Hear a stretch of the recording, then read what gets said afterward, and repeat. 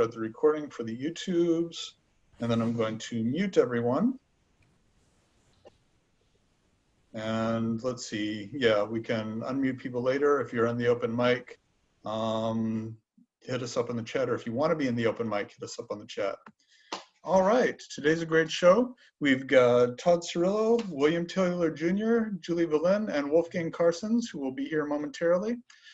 This is our last regular show for a while because on October 10th, 17th, and 24th is our Zoomathon, our big star-studded fundraiser with lots of people, Erica Zhang, Andrei Kodrescu, just a huge list of wonderful names who are coming to the Zoomathon, and we'll be trying to raise money for the Democratic Party for those 3 Saturdays. The next Saturday is, of course, Halloween, and we'll be having our Halloween party. I will be in costume. Larissa will be in costume. Mark will be in costume. I doubt we have any idea what those costumes are yet, but they will be fabulous. You will be amazed. Feel free to come whether you're in costume or not, and then we'll resume regular programming in November.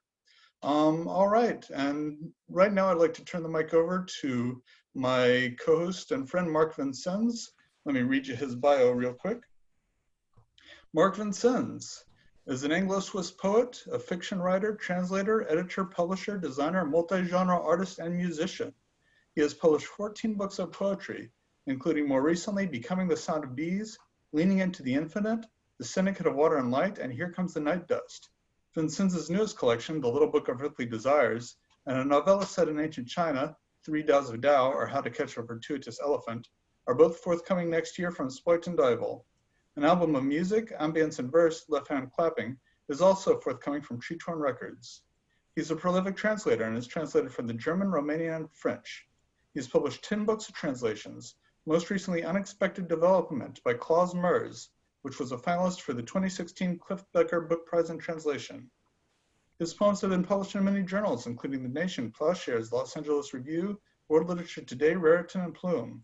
His work has received fellowships and grants from the Swiss Arts Council, the National Endowments for the Arts, and the Witcher Benner Foundation for Poetry. He's the editor and publisher of Mad Hat Press and publisher of New American Writing. He was born in Hong Kong and has lived all over the world, from Brazil to China to Iceland to India. And he now lives on a farm in rural western Massachusetts overlooking Greylock Mountain, where there are more coyotes and bears than people. Mark, will you be reading for us today? I will. This poem is called Buddhist Apple Pie, and it comes from a collection in progress called Homunculus Continues. Buddhist Apple Pie. Unreclined at the peninsula's end, a mile from the city where your feet become the night unveiling, too far to hear the singing of cicadas, where sister's coat lies perched against the rock. If space curves, then inside this room one afternoon, of their own free will, cobwebs will catch conspiratorial souls. Who, you ask, formed those liminal words? In the sartorial sky there are ages we know, but the other half is mired in conflict and conspiracy. The art left alone, that repulsive force bearing down upon any name. That which was begun within itself, in no other name but what dear Flavia purported. Eyes darkened by carbon, all the harsh length of a glance will stick like a thorn. Find the other side of intolerable from the wellspring of small fictions. You have many admirers among the well-slept and their ballads. Climb into the work on the vine, onto the apple tree's bough. Whatever pardons us, dear cicada, brings us home.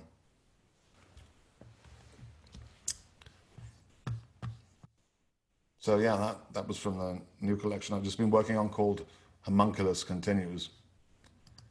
And reading for us next is Larissa Schmeilo. Larissa is a poet, novelist, translator, editor, and critic. Her new novel is Sly Bang from Spite and Duyvil. Her first novel is Patient Women. Her poetry collections are Medusa's Country, #Special Characters, In Paran, and the chapbook A Cure for Suicide. and the ebook Fib Sequence from Argotist eBooks. A new poetry collection, Dora Laura, is forthcoming from Salmon Poetry. Larissa's poetry albums are The No Net World and Exorcism, for which she won the New Century Best Spoken Word Album Award. Tracks are available from iTunes, Spotify, and most digital distributors.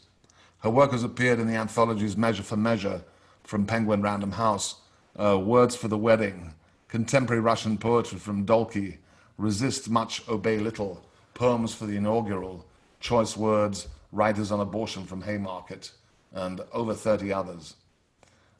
Larissa is the original English language translator of the first futurist opera, Victory Over the Sun, performed at the Los Angeles County Museum of Art, the Garage Museum of Moscow, the Brooklyn Academy of Music, and theaters and universities worldwide. Larissa also edited the anthology 21st Century Russian Poetry, which came out with Big Bridge Press, and she's been a translator on the Russian Bible for the Eugene A. Nida Institute for Biblical Scholarship of the American Bible Society. Larissa's mission in life is to help mentally ill people through writing. Please see more about Larissa at her website, which is www.larissashmilo.com. Thank you, Larissa, for gracing us with your work. Thank you very much. Thank you very much, Mark, and welcome everybody. As Jonathan said, the Zoomathon is coming. The Zoomathon is coming. It is a trifecta of dates, October 10th, October 17th, October 24th. We will be raising money for the Democrats. We have superstars. We have Andrei Kudresky. We have Erica Jong. We have Charles Bernstein. We have Martin Espada. We have Paul Muldoon. We have Carolyn Forche. We have Naomi Shihab. We have Kimiko Han, and literally 30 more people. We have an amazing, amazing, amazing show for you next week. I'm just going to read you next week's readers. This is just on the 10th. Andrei Kudrescu, Erica Jong, Charles Bernstein, Damon Young, Joanna Furman, Allison Hedge-Koch, Wendy Taylor-Carlisle, John Scoils, Annie Finch, Timothy Steele, Christopher Gonzalez, Bobby Bird, Lloyd Schwartz, and Martha Collins will be here. Mark Pollock will be here. Terrence Finch will be here. And hold that thought, because we're still booking. So we're still booking, and we have more superstars. But if you want to hear Paul Muldoon, if you want to hear Carolyn Forche, if you want to hear Naomi Shihab, keep your dial set on Lit Balm for the rest of October. And there's the Halloween party on the 31st, and you do not want to miss that. Big Mike is very spooky.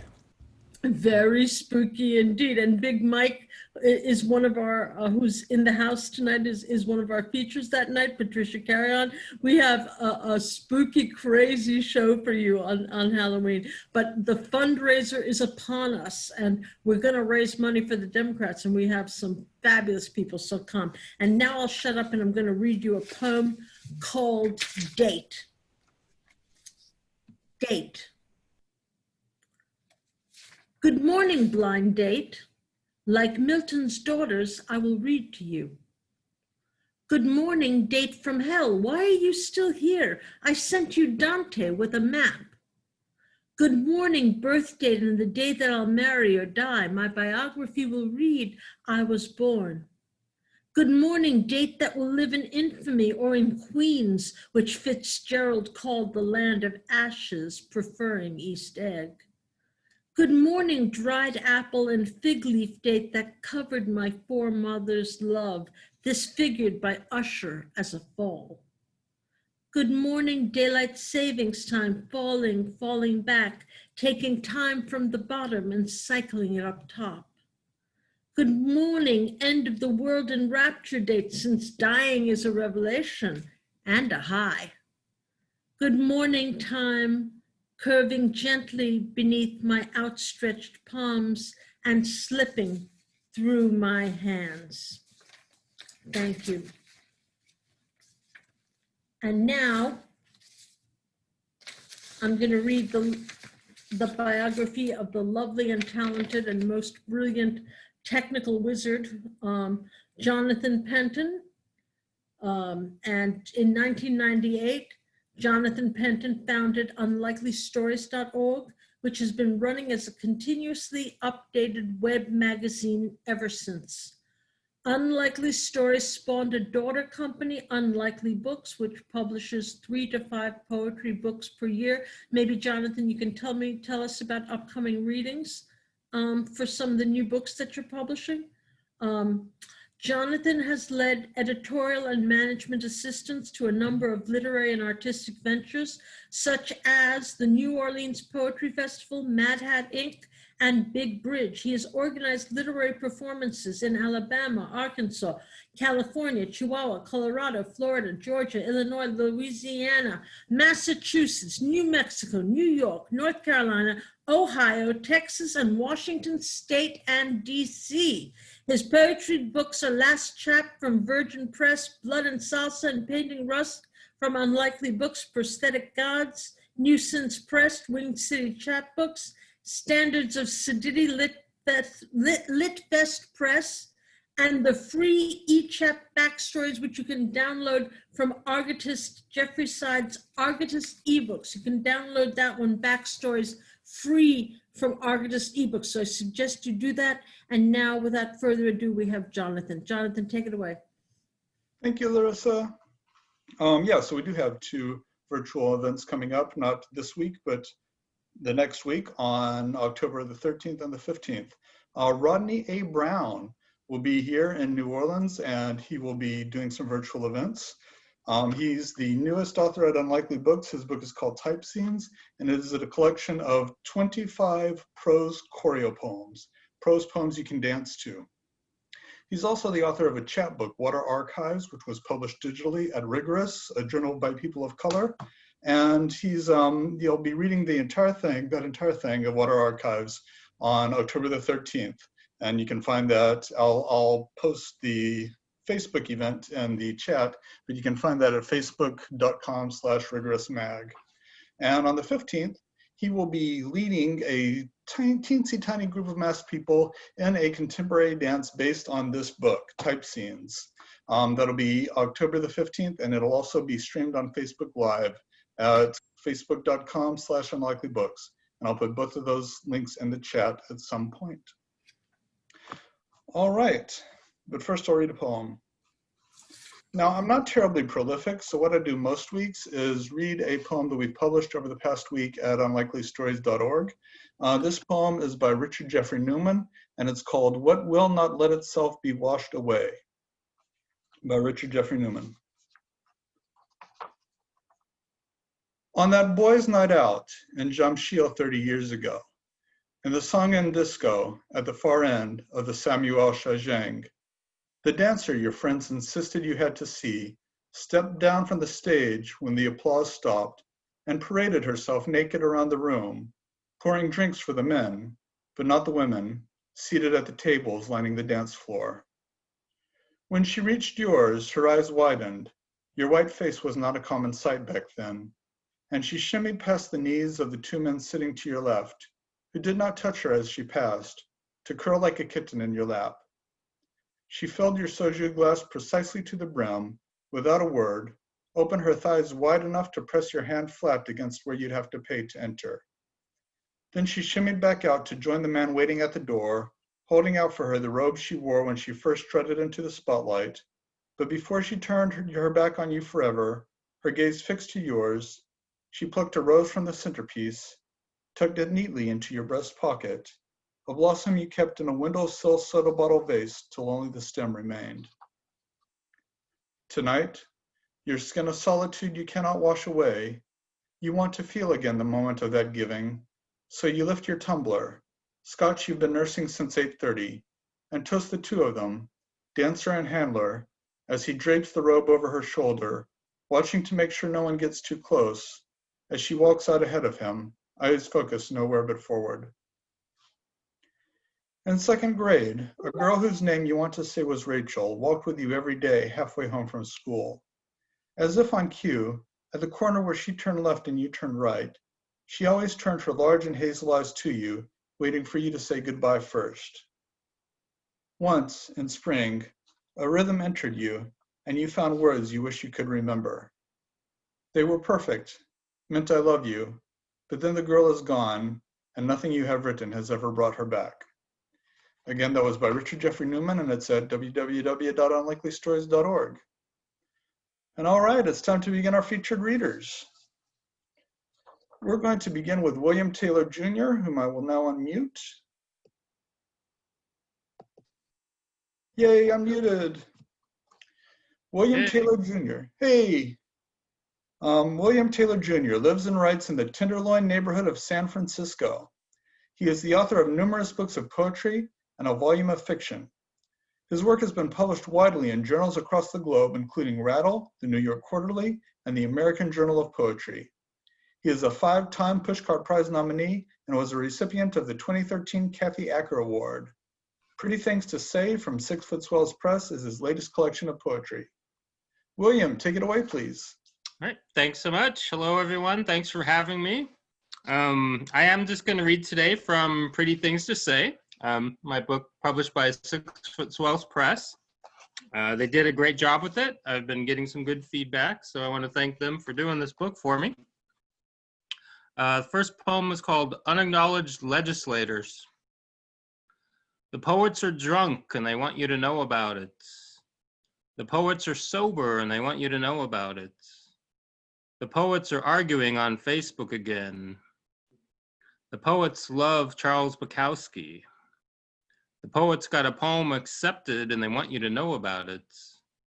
The poets got a poem rejected and they want you to know about it. The poets are posting their works in progress to all the social media sites, counting up the likes and shares like shiny coins. The poets are telling each other how wonderful they are. The poets are telling each other how horrible they are. The poets blacklist the poets they find problematic, and the blacklisted poets blacklist the poets who blacklisted them in turn. The poets are reading for 5 minutes in their 3-minute time slots. The poets are working for social justice. The poets have no time for social justice. They're busy trying to harness the sorrow of the world with a few perfect lines. The poets are reporting each other on Twitter. The poets have a new chapbook and it's available now. The poets have only 3 copies left, so you'd better hurry. The poets hate Charles Bukowski. The poets are marching on City Hall, or pockets stuffed with poems. The poets aren't getting out of bed for 3 days straight. The poets are flying out to AWP. The poets are starting a GoFundMe account to help them pay their rent. The poets are starting a GoFundMe account to help them pay their bills. The poets are starting a GoFundMe account to help fly them out to AWP. The poets are 5,637 words into their novel and they want you to know about it. The poets are waiting to hear from their agents. The poets are saints. The poets are prophets. The poets are liars. The poets are arguing on Facebook again.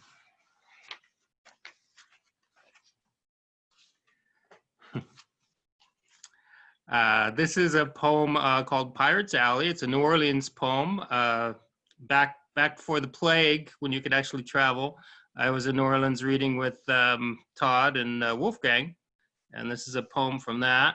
It's called Pirate's Alley. I'm drinking absinthe at a little table outside a 200-year-old bar in New Orleans, blocks away from the chaos and noise of Bourbon Street tourists. It's midnight in August and 100 degrees. It's quiet here, everything old and pretty. A black cat with pale green eyes sits a few feet away and looks at me. Without expectation, I raise my glass and the sweet liquid burns my tongue a bit. I am one with Poe and Baudelaire, channeling the ghosts of ancient poets as the bright indifferent moon hangs above. And even the man-bunned guy at the bar with the Bermuda shorts can't ruin this for me.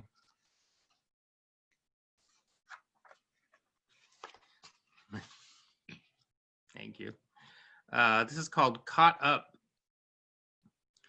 I'm at the Lush Lounge drinking beer and trying to knock some mediocre poems into shape, trying to make them sing a bit in spite of themselves.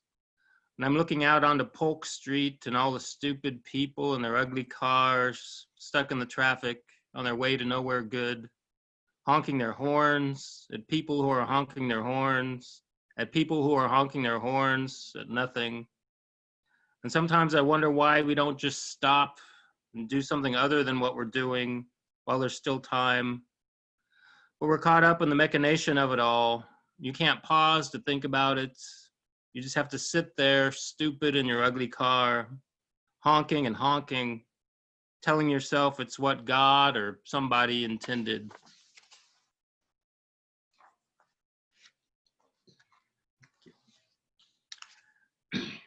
This is called Algorithms.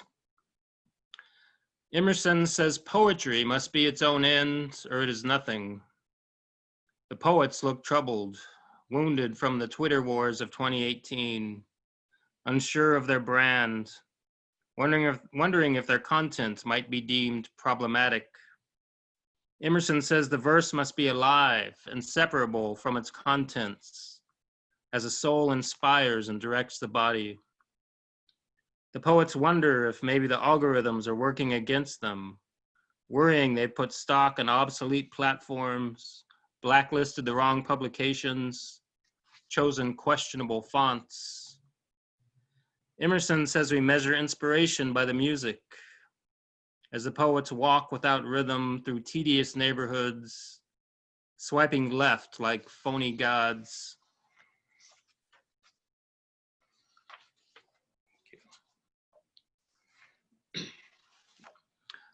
This is called the Sigh of the Night Shift Waitress. It is my belief that if you hope to unearth the grace in any given moment, you have to find the music in it. Even if it's sad, even if it doesn't have a tune to whistle to, even if you think it isn't there. It's necessary to transcribe the noise of distant traffic on lonely freeways, and the sigh of the night shift waitress as she pours another weak coffee for the regular whose name she's never bothered to ask. You have to find the music and the sound of someone not answering the phone at 3 a.m. as the rain pours down, if you ever hope to sing.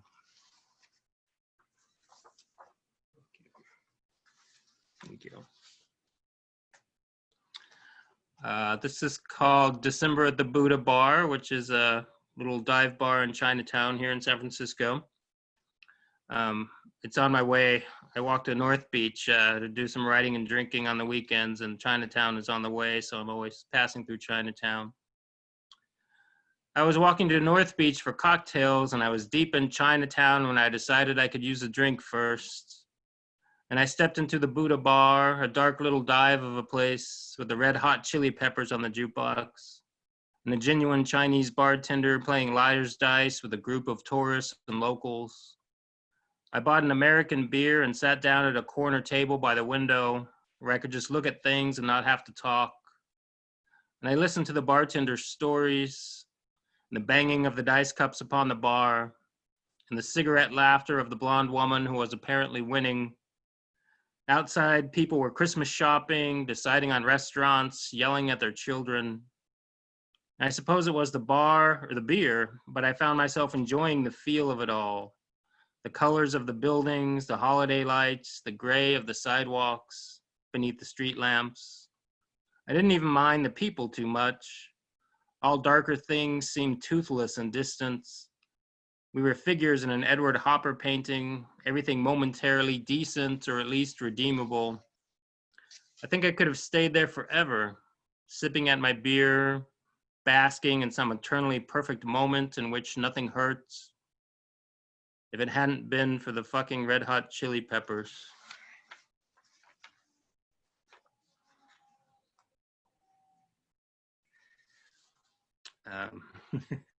This is called The Busted Neon Loneliness. I'm drinking wine from a box in a tenderloin joint that's all empty flash and hipster art strewn across steampunk walls. I've run out of poems and pretty things to say, and I've got nothing left with which to poster paint the void.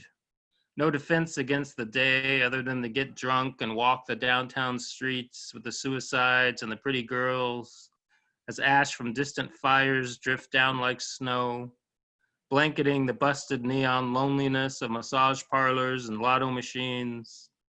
And there's a man on a stretcher on Post Street, gasping for air with his dirty belly hanging out. And in Chinatown, old men sit on crates, smoking outside butcher shops, staring through the muddy years.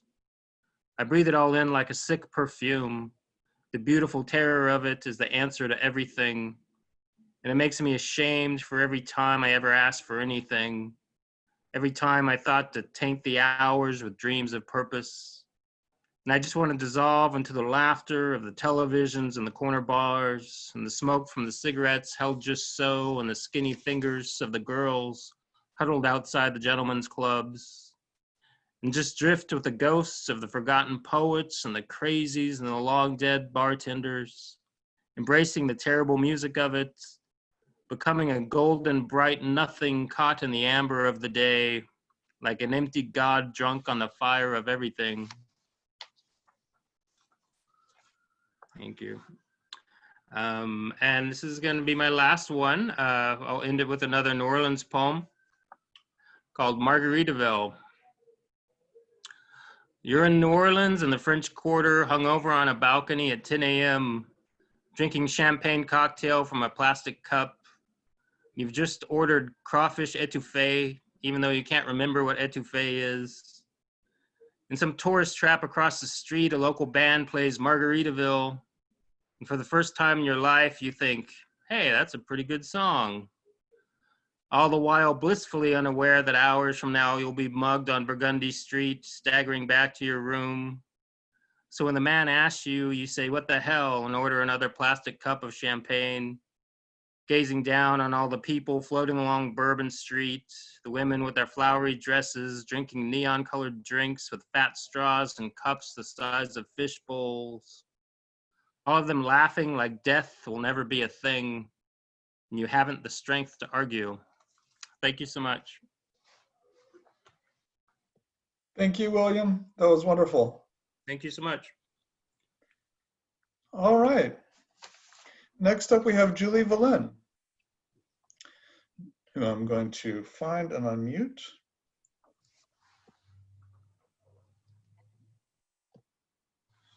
Julie is in here twice, so let's see what's here. Let's go with the one with the video stream. Julie, can you hear and or see me? Yes, I'm right here. All right, fantastic. Hi. Hi, how are you? Good, thank you. Excellent. I don't know how you did it, but you pronounced my last name perfectly. Ah, it was luck. Yeah, oh, I don't know. Like literally nobody ever does that. So thank you for very much. It's so great to be here. Hi, friends, everybody. Do you want me to read your bio? Huh? Oh, yes, I'll let you. Okay. All right, fantastic. Be quiet. It's my only job. Thank you for humoring me. Judy Valen has been writing poetry since Ditto jeans and arcades were a thing. Her poems have appeared in the Black Shamrock, the Poeming Pigeon, Chiron Review, Red Fez, and more, plus several anthologies and collections, including the punk rock chapbook series by Epic Rights Press. She is also a book designer and copy editor for her business, Self-to-Shelf Publishing Services, and a co-founder of the celebrated after-hours poetry press, 6 Foot Swells. She is a penchant for books, the moon, art, birdsong, the blues, indie everything, a good burrito, and a cold beer. She lives in Northern California with her husband and daughter, a variety of pets, and a handful of Japanese maples. All right. Thank you, Jonathan. So I'm going to start off with one of my penchants, Owl Ink. The attention to detail he gives to my back is so painstaking, it buzzes. My shoulder blades are the most sensitive. I flinch when he traces the wings. The moon hangs in the center, cool midnight blue. The eyes, 2 Mexican pinwheels of orange and purple. Red bleeds the most, dotting my spine in tiers of feathers. The branch of my grandmother's initials holds it all up, as it always will, until it's just a part of my bones. Thank you. Thank you. Chopsticks. To you who taught me how to eat sushi with chopsticks, thank you. Because of you, I was able to eat an entire spicy tuna roll today while driving. I pulled it off expertly, using only chopsticks, box in my lap, knees on the wheel, and then a Cat Power song came on with the sound of thunder in the background to add to the significance. She was singing, "I will love this love forever," a notion we never allowed to spill between us on that gray day in my living room, the rain shouting against the sliding glass door, and both of us quiet with knowing. We were too mixed up with everything, the rain, the Cat Power album, the impossible distance. But I look back and I love how your hands, like a surgeon's, clasped the two sticks deftly as you gently squeezed the small, delicate heart on your plate before you consumed it.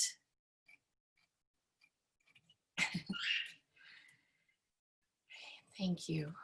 My bird is chiming in. I'm sorry if it's distracting. My bird wants to be a part of it. This is Playing Chicken.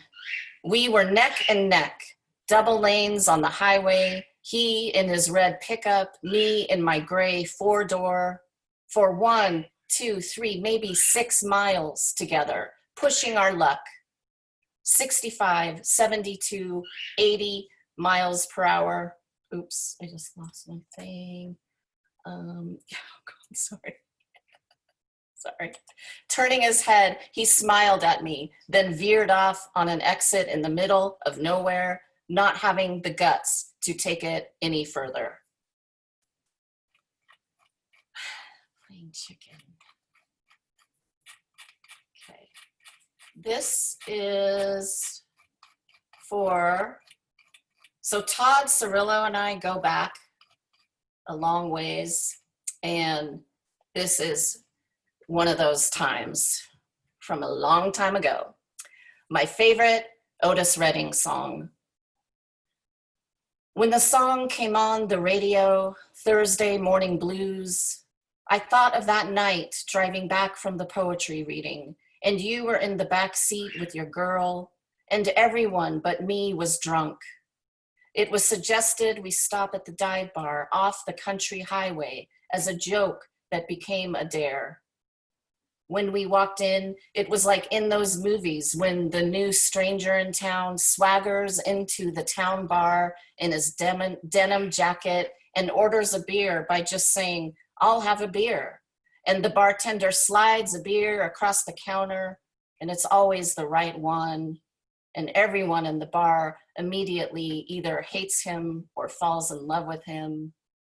That night, I was the former, at least to that woman who scolded her man for talking to me about geography while she sat at the end of the bar, burning a hole through me with her cigarette-lit eyes, smoldering in her 8th grade flashbacks.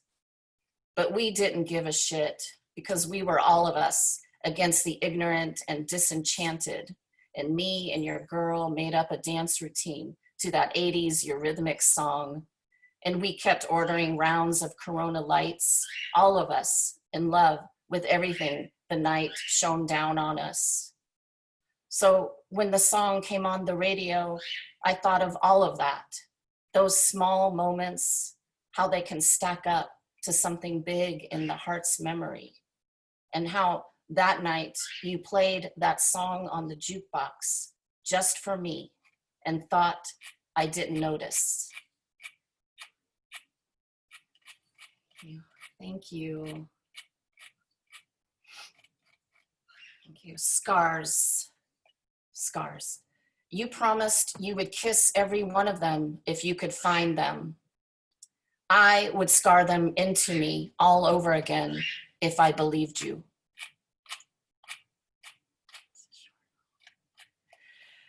A la Cinema Paradiso. He stood below her window every day for 30 days. Even in the downpour, his eyes were lit up with the sun of hope. His shoulders never slouched with waiting. The drops rolled around his form like he was the statue of David. At a time when boys kissing girls in American movies was snipped out, he was the film uncoiled from the floor, vigilantly spliced into the ending scene when the camera zooms into focus to her window like curtains gliding open, a storm door swung out wide into the wild streets, and every clutch and kiss ever desired and remembered floods from one heart to another. And him, unwavering, lets it swell over him because he is young and eager to dive deep into the dark waters of love. By the end, we have all reeled our hearts on the screen. I am neither the girl behind the window or the boy in the rain, but the coiled film waiting to be salvaged and threaded through. All it will take is someone with a still curious heart to pick it up off the floor, to play out the ache and desire it took to create those scenes, and stick around long after the credits roll. Thank you. Okay, I think this is my last one. This is for my wonderful husband. Like a meteorite, when you know love is going to be there the next day, as reliable as the electricity bill or the sun, you begin to wish for a meteorite to slam through your window at 2:23 a.m., right in the middle of your familiar dream of the young stranger who seeks you out at a crowded party in an unknown city, whose eyes sparkle with curiosity and thirst, who wants only you and moves closer, his arms melting around you until the most brilliant light you've ever seen, hot and golden, grows over and around you, beaming straight through you, the two of you not concerned with disappearing into the center of it and being zapped away like the after spark of a lightning strike on a pine top. Or hell, at this point, I'd settle for a pebble tossed at my window at midnight, just to let me know you're there and you can't wait to come up. Thank you so much. Julie, thank you so much. Thank you. That was excellent. Thank you so much. All right, next up we have Wolfgang Carstens. Wolfgang Carstens lives in Canada with his wife, 5 kids, grandson, 2 cats, dog, mortgage, and death. His poetry is printed on the backs of unpaid bills. He also has the distinction of submitting the shortest ever bio to Lit Balm in the months or so we've been running it. This is the shortest. More information, presumably about that, is at wolfgangkarstens.com. Wolfgang, would you read for us tonight? Yeah, thanks, Jonathan. I'm happy to be here. You know, it's interesting. Todd Cirillo, Bill Taylor, Judy Valen. It's like a New Orleans reunion. We just need to pay someone to beat Bill up and take his money. Love you, brother. All right, I'm going to read some new poems, some old poems, some unpublished poems, and some from the new book today. It was the Devil You Know tour with Ronnie James Dio, Tony Iommi, Geezer Butler, and Vinny Appice, the greatest Black Sabbath lineup. We had fantastic seats up front to the right of the stage. Anytime there was a lull, I'd yell, "Die Young," my favorite Black Sabbath song. Midway through the show, Dio looked me square in the eye, pointed and yelled, "This song is dedicated to that crazy motherfucker right there." And the spotlight shone on me. "Die Young," he screamed, and put up the devil horns. It was a true rock and roll moment, ranking up there with meeting Gordon Downey and having a drink with Chris Cornell. Ah, dying young. And by damn, a few months later, Dio went and did just that. In fact, they all did. How old was Aunt Beverly when she died? My daughter Alexandria asks. She was as old as I am now, I say. We both fall silent and watch the sun slowly disappear beneath the ridgeline. In a drunken stupor. In a drunken stupor, clawing my way across the floor on my hands and knees like a wounded animal, I started thinking about great exit lines, something worthy of a tombstone. Ultimately, all I could come up with was, surely one more won't kill me.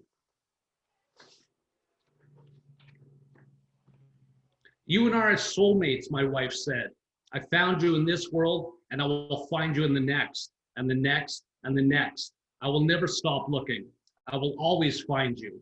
There you go, I said, again with the threats.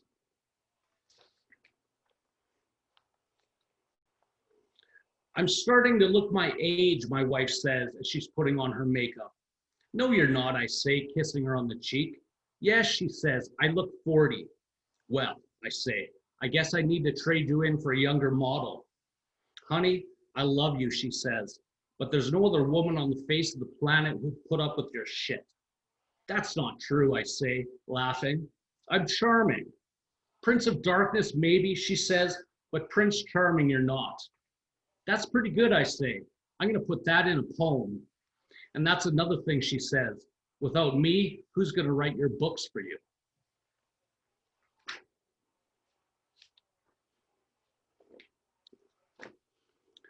Listening to the Old Ideas CD in the Chevy, Raven asks, is this that guy who likes to talk instead of sing? Yes, I say, his name is Leonard Cohen. He sounds ancient, she says. How old is he? He's turning 79 this year, I say. That's really old, she says. He's going to die soon. Well, then every birthday must be pretty special for him, I say. What would you write on his birthday card? Raven thinks for a minute, then says, Happy birthday, Leonard. Don't look into the light.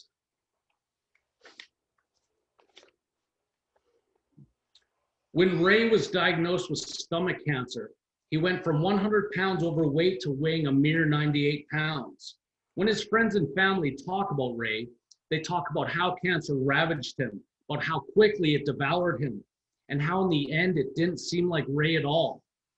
When I talk about Ray, I talk about the times he helped me shovel my truck from the snowbank, how we drank those beers that time when he showed me the owls in his garage, and how he was one of the nicest, kindest, most generous individuals I ever knew. When I talk about Ray, I never talk about cancer.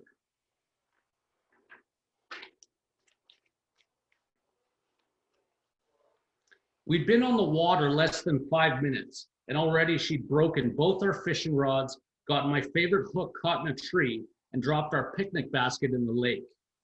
So when the old timer passed by in the canoe and asked if we were having any luck, I did what every good fisherman does. I told him we were having the best day ever.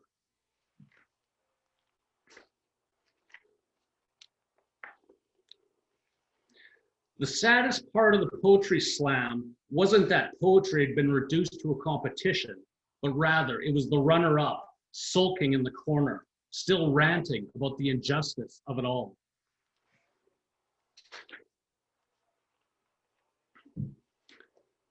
Let me kill mister. The odds were stacked, the deck was loaded, the house was against you. Yet, even with death's hand on your shoulder, when they moved your favorite slot from the rainbow to your apartment, you kept playing for the big payout, even knowing all along you were born to lose.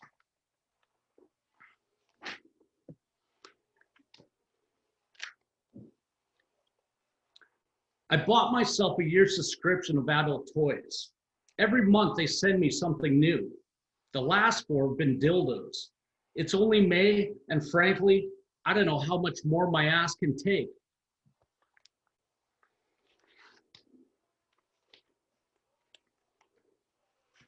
I brought my dog to the vet yesterday for a checkup. When he jammed the thermometer up her ass, she started getting antsy. Relax, I told her. This is costing $117. At least try to enjoy it.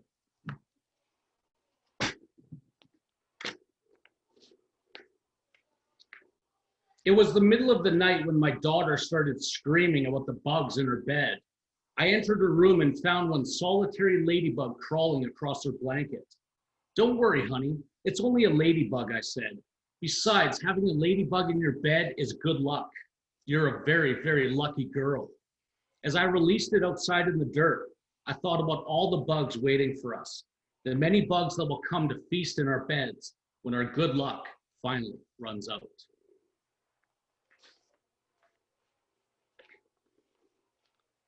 Where was I born, my son asked. You are a part of me, I answer.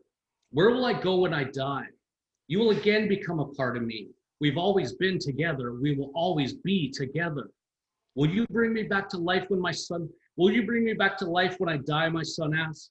Yes, I answer. I'll always bring you back to life. And if you die, he says, I'll bring you back to life.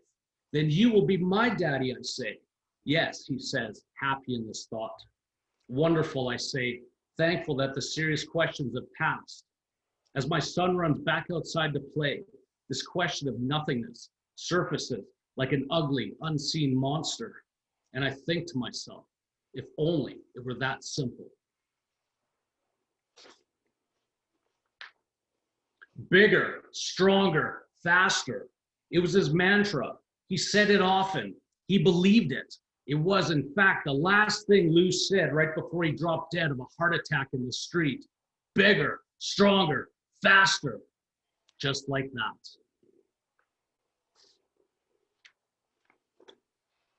Daddy, Raven says, why do you sit fishing for hours, not catching anything? Honey, I say, do you see your mother here? No, she says. Exactly, I say. And the last poem, death for some happens quick, like a cosmic snap of the fingers. For others, it lingers, slowly devouring every little bit that comprised you. Ah, but life sure was fun while it lasted, wasn't it? Wolfgang, thank you so much. Thanks, guys. Those were wonderful. Thank you. All right. We have one more feature for this evening. It's Todd Cirillo. Todd Cirillo has been called the best American poet writing clean, honest lines. He is a poet, publisher, and pirate with 12 books of poetry and many more great scars. Todd is co-founder and editor of 6 Foot Swells Press and one of the originators of the After Hours poetry movement. His poems have appeared in numerous national and international literary journals, magazines, and cocktail napkins everywhere. Todd lives in New Orleans, where he seeks out shiny moments and strange wisdom. He can be found at www.toddcirillo.com. Todd, are you going to read for us tonight? Yes, I will. I'll even read from my brand new book from Epic Rights Press, Kisses from a Straight Razor. All right. Wonderful to see everybody. William, Julie, Wolfgang, all the other friends that I see on there, and you, Jonathan. You make the whole night, even though it's that early day kind of thing. Title poem. I ask her, why do you like the title Pieces Everywhere the best? She said, I don't know. It sounds like it would look pretty. Finally, a girl who sees things my way. Yeah! Ah. Modern Love. It appeared on my phone, a brief but direct notification. Someone likes me. I opened the app to see who it was. I looked at her pics, read her profile. She likes snorkeling, kayaking, hammocks, and doesn't have any kids. I continued to scroll down, feeling good, thinking, I like snorkeling, kayaking, own a hammock, and have no kids. I could feel my heart do that thing it does when excited, not stop beating, but a definite skip. Anticipation was building, like when you get the first 2 numbers on a lottery ticket. I scrolled some more, and at the very bottom, she saved the best for last. She wrote, no crazy exes. Ever the gentleman, I swiped left.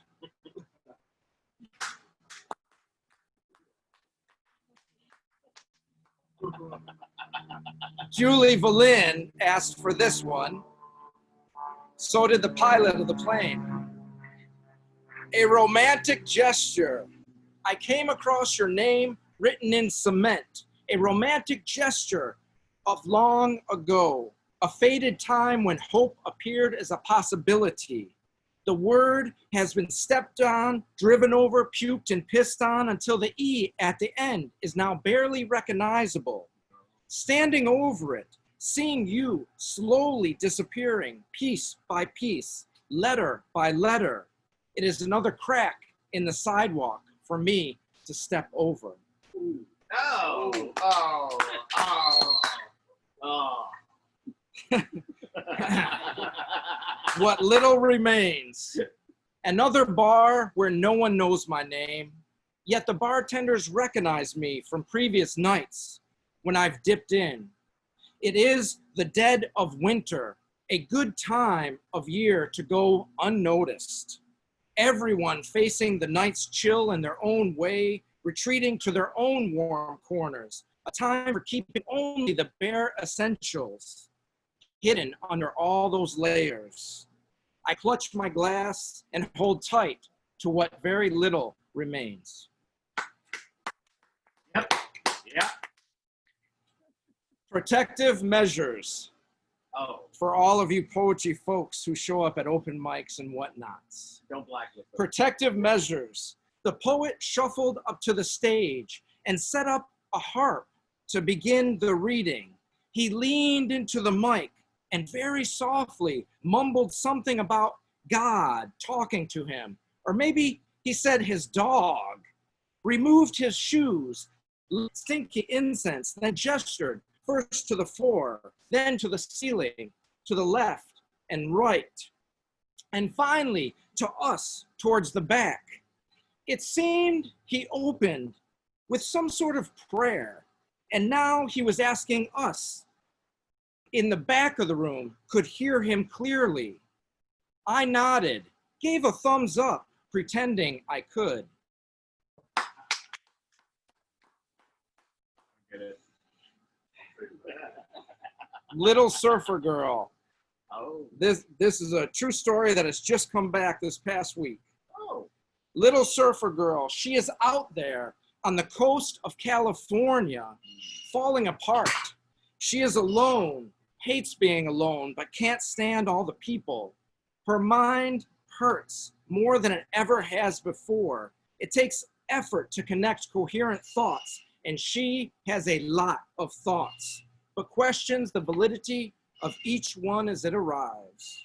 Obsesses over news stories of pain and suffering, takes each story personally, becomes sad, then angry, finally despondent over the world's unjust ways. Doesn't trust the doctors because they never give her the answers she wants to hear. Wants to have a child, something she could create, like her art, but she doesn't do much creating anymore. Instead, goes out of her way to wander the rocky beaches in search of broken animals to fix. When I knew her, she was a golden California girl, that special kind Beach Boys write songs about. Loved to swim and surf, drive Highway 1 at full speed, dance in the middle of dirt roads, cook organic food. Now she doesn't eat, has wasted away, can't find the energy to dance. Her mind is wrapped in those broken things that wash up onto the beach and how she wishes life was just fair. I check in every once in a long while, make sure she still picks up. When we hang up, I always send a silent wish out to the West Coast, not for them all to be California girls, just her, surfboard in hand, a little surfer girl smiling in the California sun.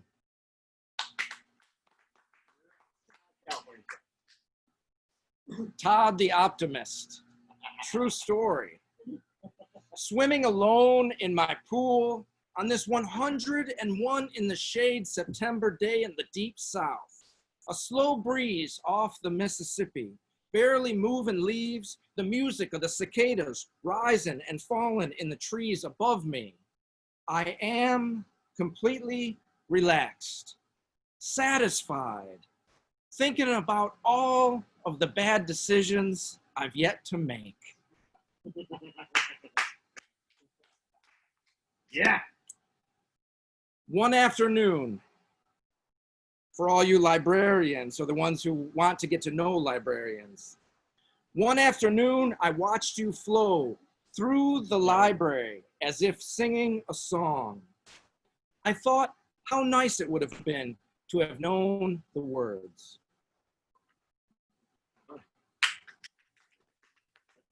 You?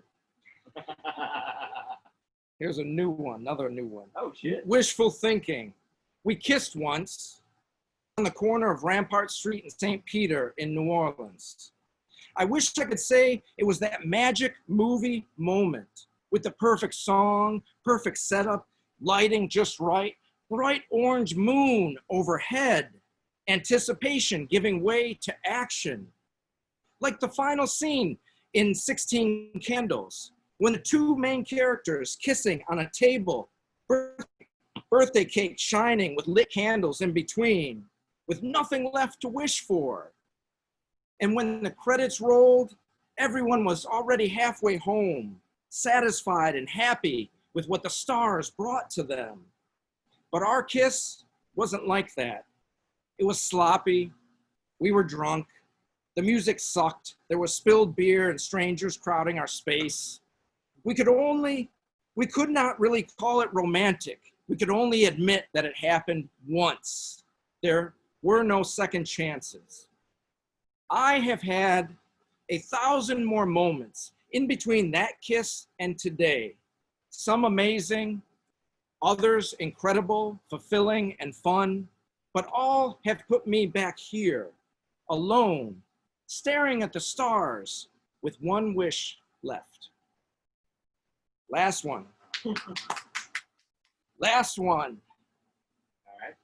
Wolfgang mentioned a New Orleans reunion, Poets with Drinks reunion. This will be a high school reunion. High school reunion. At the beach bar, as far south as the road can go. A song from my high school years comes on the jukebox. The Heart of the Matter by Don Henley. It played on MTV, at slow dances, under bedroom backlights, on poster plastered walls, in the front seat of cars, behind buildings, at low lit dead ends. To get this far away, all these miles, moments, and years spent mostly on bar stools around the world, a very long, long way from those dirt road days. Living in a hated town full of rotten apple orchards, rundown bowling alleys, an annual peach festival that everyone talked about year-round, cornfield drinking, all those confused first fumblings at love, only to end up back here again, fucked up with my loneliness, sitting on an old wooden bar stool with long-gone names carved into it, in the sunshine and sweet breeze. Just another one of the boys of summer who tried to get away. Todd, thank you so much.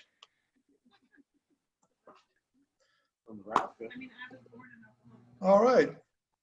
I'm about to turn the mic over to Larissa, but before I do, I want one more round of applause for our features. Todd Cirillo, Wolfgang Karstens, Judy Valen, and William Taylor Jr. Thanks so much for coming, guys. Okay, Larissa's going to tell you more about the Zoomathon, and then she's going to run the open mic. Before she does that, I wanted to remind you one more time that we've got 2 features by Rodney A. Brown coming up on October the 13th and October the 15th, both on Facebook Live, and I'll put those links back in the chat. And Larissa, would you like to talk about the Zoomathon? I would love to talk about the Zoomathon, but I want one more round of applause for William Taylor Jr., Wolfgang Carstens, Judy Valen, and Todd Cirillo. One more round of applause for a great reading. Thank you, guys. Rocked my world today. Thank you very much. Okay. And the Zoomathon. October 10th, October 17th, October 24th. Hold on to your seats. You're going to hear from Andrei Codrescu, Erica Jong, Charles Bernstein, Martin Espada, Paul Muldoon, Niobe Shihab Nye, and 30 more people. It will be fantastic. Let me tell you who you're going to hear on October 10th. Dial in here next Saturday at 5. Our special guest host is Tara Campbell, and you are going to hear from Andre Kodrescu, Erica Jung, Charles Bernstein, Damon Young, Joanna Furman, Allison Hedgecock, Wendy Taylor, Carlisle, John Squills, Annie Finch, Timothy Steele, Christopher Gonzalez, Bobby Bird, Lloyd Schwartz, and Martha Collin. And I think there are some more. Yeah, Terrence Winch and Mark Pollock. And we're still booking, folks. We're still booking. So. And who's that? Yeah, no, you're right. Mark Pollock and Terrence Winch. Mark Pollock and Terrence Winch. So it's going to be a fantastic show. And there will be prizes for donations of $25 or more. You're going to get you're going to get a Mad Hat book for $25. You're going to get a Mad Hat and Unlikely book for $50. And for $75, you are going to get a pair. You're going to get the 2 books and a pair of Angry Lips. These are uniquely woven sets of wonderfully, hysterically funny lips. And you will see pictures of them during our fundraiser next year. So tune in October 17th, October 10th, October 17th, October 24th. All right, let's move on to the open mic, and let's hear first from the lovely and talented Lydia Cortez. Would you read for us, Lydia? Can we unmute Lydia? Can we unmute Lydia? Okay, I'm unmuted. Can you hear me? We can. Okay, thank you very much, Larissa. Beautiful reading. Everybody was amazing. Thank you all.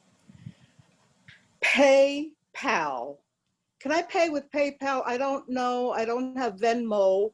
Don't know. Don't have that other one or the other one or the other one. I don't know. This is getting too complicated. Even to pay, you have to pay with all these apparatuses or apparatus or apparati. And I cannot greens it.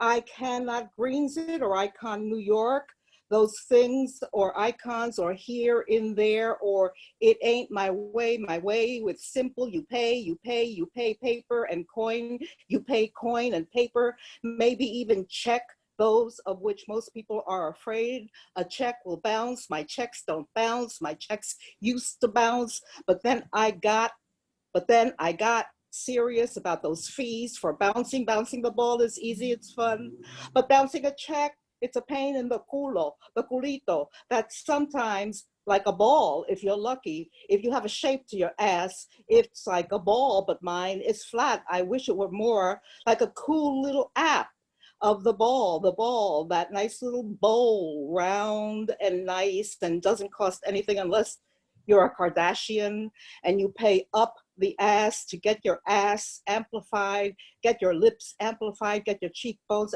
amplified, get your ribs removed to have a smaller waist. What a waist, what a waist.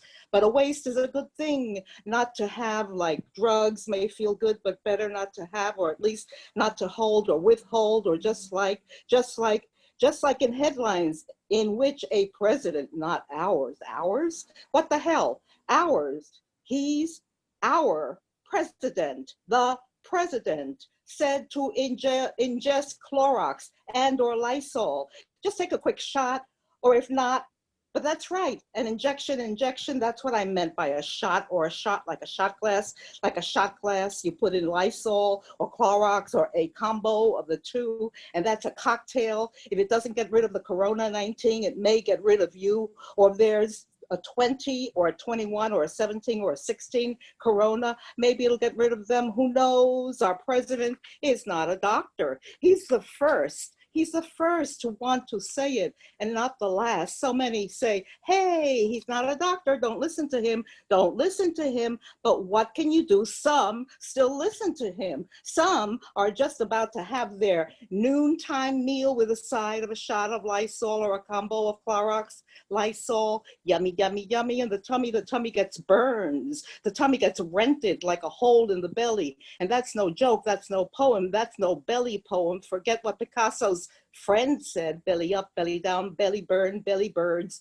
billy birds. No fun, no fun, no fun, boys, no voice, which Corona tends to make you have anyway.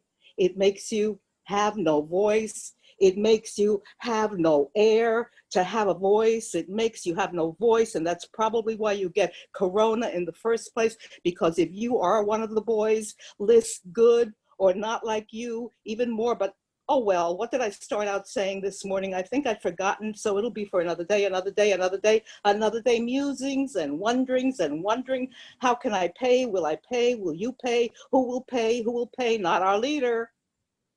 Not our leader. Dr. Leader. Dr. Leader, dumb bone asshole. What an asshole. What an asshole. And wondering, how can I pay? Will I pay? Will you pay? Mio o mayo? Pay, who will pay? Not our leader. We interrupt this program. This just in. They're hunting us. 2 killed in Moca, Puerto Rico, were trans women, activists say. 2 others killed last week in Humacao. They're hunting us. Who pays? Lydia Cortez, ladies and gentlemen. Thank you, Lydia.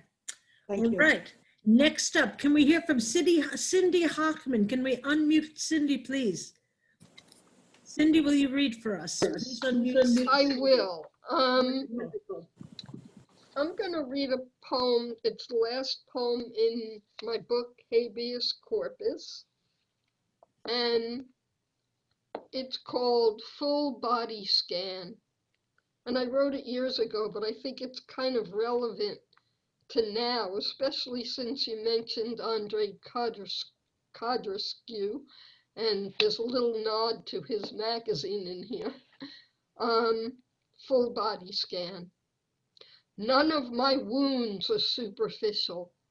Burned fingers, bullet holes, gash, gauze, guns, spilled guts, split lip, slipped disc, slashed tires, surgical mask, stomach pump, siren song, stigmata, hair of the dog, habeas corpus, head through glass, sweep away blood, chronic choke, false teeth in Dixie cup, rotten teeth in mouth, face in soup, roses in room, insurance please, electric shock, electroshock, epinephrine, next of kin, cherry bomb, air raid, code blue, code red.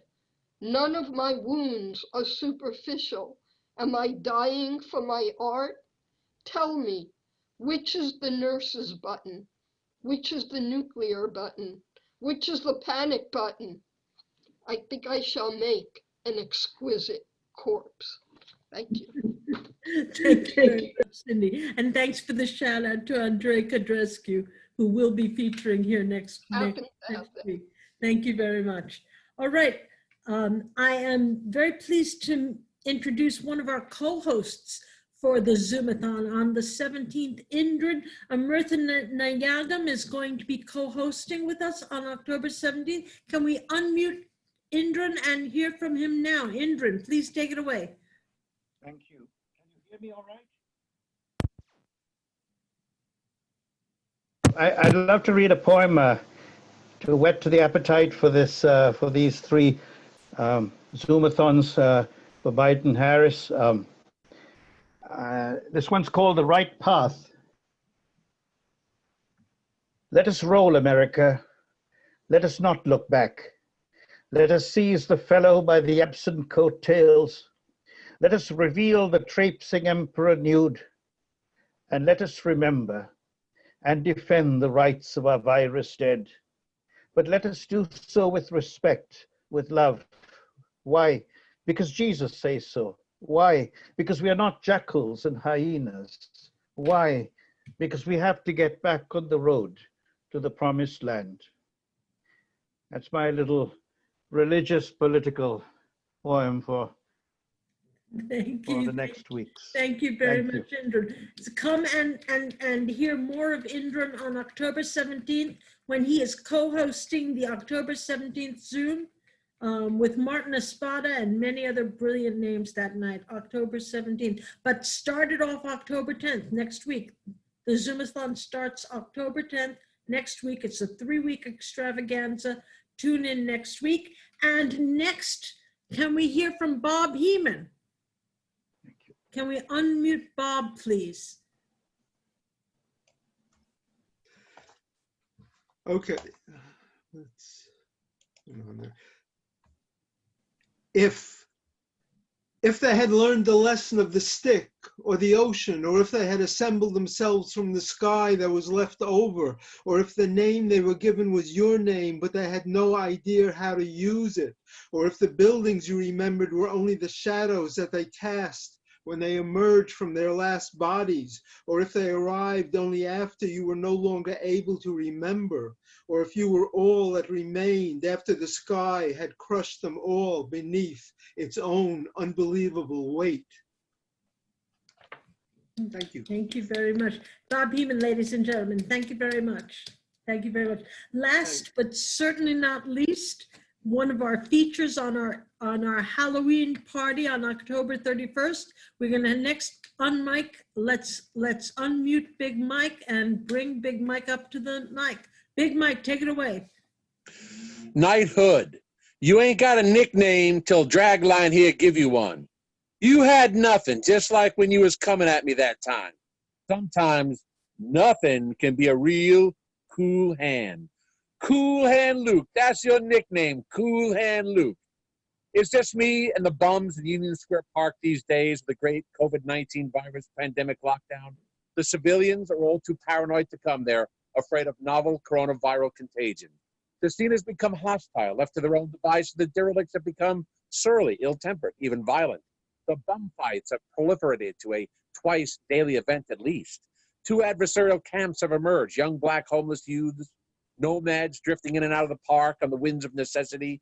The other, the hardcore, older, mostly white, loose group of crackheads, drunks, methadone addicts, and the ubiquitous tribe of the crusty kids, heavily tattooed, bodily pierced and wearing long braids of white boy dreadlocks. The 2 warring camps face off on opposite sides of the great oak semicircle in the center of the park, eyeballing each other, hissing threats and routinely squaring off with each other, spoiling for a fight. When Tarzan, the 6'6" crackhead, one-time bodybuilder with green eyes, the flowing mane of Fabio, and a toothless mouth ruled the hobo jungle of Union Square, the bum fights were held to a bare minimum.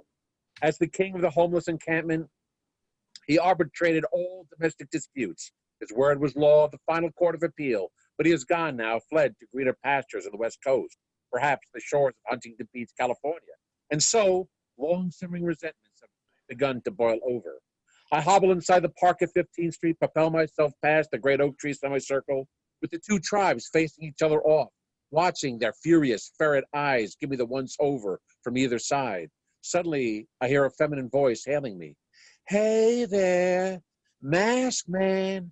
I'm wearing my obligatory state-sanctioned face covering, a black Harley-Davidson Motorcycles logo bandana, across my mouth and nose, supposedly to prevent transmission of the COVID-19 virus.